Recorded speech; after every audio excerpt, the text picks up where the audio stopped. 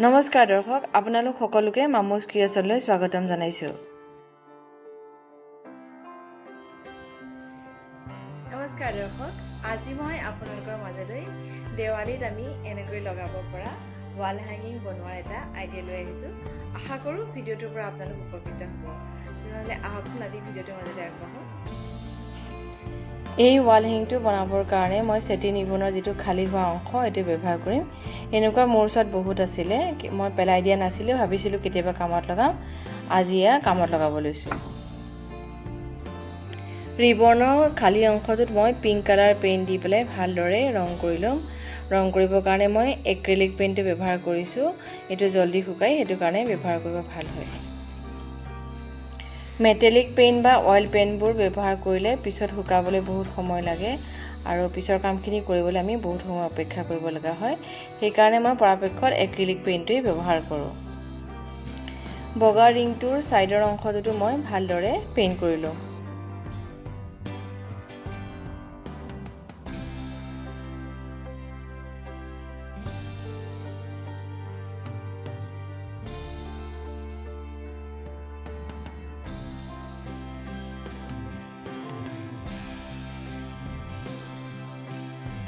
ৰংখিনি ভালদৰে শুকাই যোৱাৰ পিছত মই এতিয়া মাজৰ অংশত এনেকুৱা ভিডিঅ'ত দেখাৰ দৰে গোল্ডেন ৰঙৰ ফ্লেট লেছ মাজৰ অংশত ফেব্ৰিকন দি লগাই দিছো আৰু মাজত থকা ফুটা অংশটোৱেদি ইয়াক উলিয়াই আনি এটা ডিজাইন এটা বনাই দিছো। ভিডিঅ'টো চালে আপোনালোকে দেখিলে ভালদৰে গম পাব মই কি কৰিবলৈ গৈ আছো।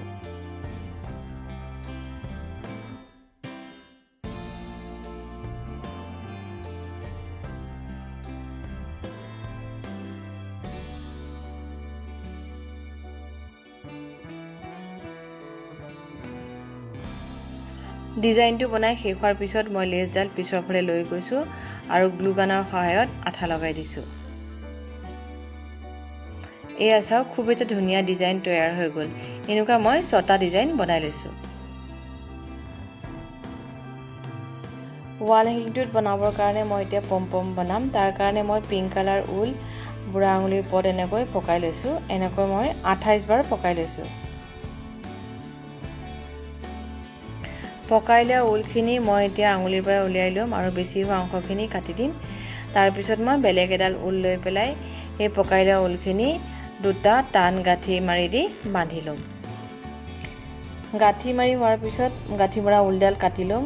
তাৰ পিছত মই মাজৰ অংশটোৱেদি এই পকাই যিখিনি ঊল লৈছো তাৰ মাজৰ অংশটোৱেদি কেঁচিখন ভৰাই পেলাই ঊলখিনি কাটি ল'ম। তাৰ পিছত মই এনেকৈ হাতত তলুৱাত লৈ পেলাই এনেকৈ খুব মোহাৰি ল'ম। তাৰপিছতে যিখিনি বেছি অংশ ওলাই আহে ঊল সেইখিনি মই কেঁচি দি কাটি পেলাম। তাৰপিছত পুনৰ এনেকৈ হাতৰ তলুৱাত লৈ এনেকৈ মোহাৰি দিম। তাৰপিছত দেখিব এটা ধুনীয়া এটা পম এটা তৈয়াৰ হৈ গ'ল। ডাঙৰ বেজিটাত ঊল ভৰাই লৈ মই এতিয়া যিটো ডিজাইন বনাই লৈছো তাৰ ইমূৰৰ পৰা সিমূৰলৈ সি দিম। ৰিবনৰ এই খালী অংশটো থাৰ্মোকলৰ হয়, সেইটো কাৰণে বেজিটো সোমাই পেলাই উলিয়াই আনোতে অলপ সাৱধানে কৰিব লাগিব। বেছিকৈ টাইটকৈ কৰিলে এইটো ভাগি যাব পাৰে। এতিয়া মই ঊলডালত 4টা বগা মণি, তাৰপিছত 2টা গোল্ডেন কালাৰ মণি আৰু তাৰপিছত আকৌ 4টা বগা মণি বা পাৰ্ল মণি সি দিম।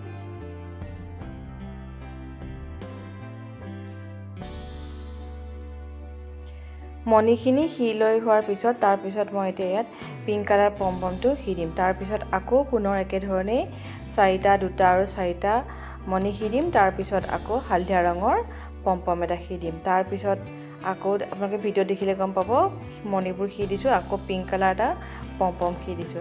তাৰপিছত মই যিটো ডিজাইন বনাইছিলো সেই ডিজাইনটো সি দিছো।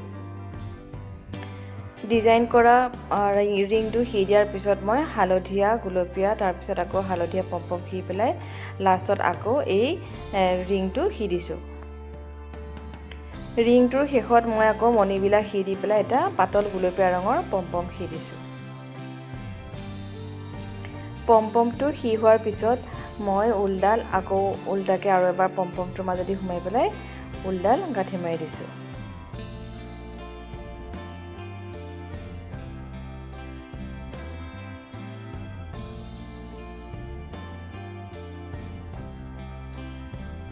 এইবাৰ এটা কমলা ৰঙৰ পম মণিৰ লগত সি পেলাই থাৰ্মোকলটোত এইটোত মই বেজি দি পেলাই সি দিছোঁ।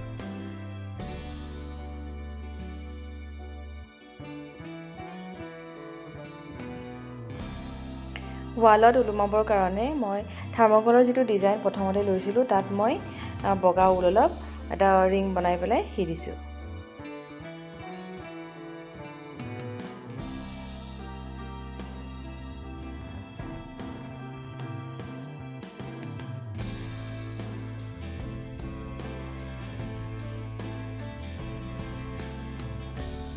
ৱাল হেংটো বনাই তৈয়াৰ হৈ গ'ল।